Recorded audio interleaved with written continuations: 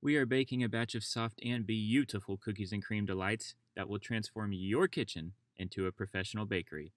I'll walk you through the essential pointers to prevent dryness so you can achieve a perfect, pillowy finish every time.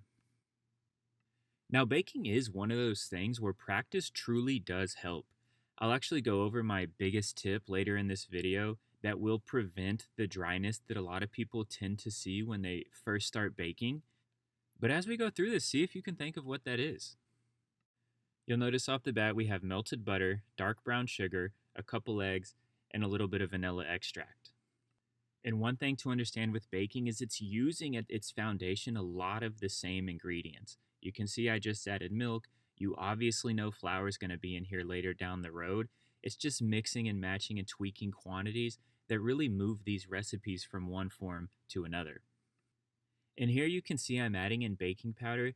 In your bakes, from anything from pancakes to desserts, if they're struggling to rise, just add some baking powder. Add a little bit more than maybe you usually would, or add some if you don't typically add some, and that will help you get that extra fluffiness as you go through your bakes.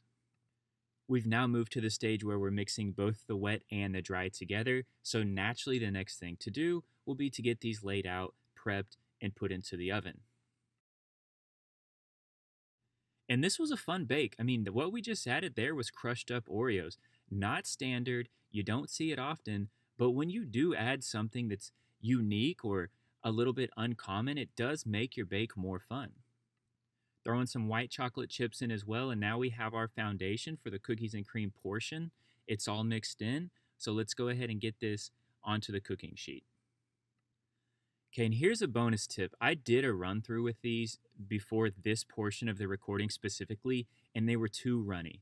So the biggest tip in this entire video is flour. Flour controls the bake. If your bake is too runny, add flour.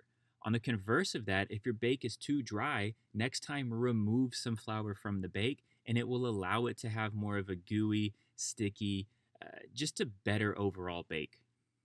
And with our professional tip out of the way, I hope you did guess it. If you did guess it, let me know in the comments down below. And here you've seen me just add Oreo toppers to all these cookies. I will say a very important piece of that, do not wait for them to dry. Once they're out of the oven and they're still fresh, put those Oreos on immediately so they can settle into the bake.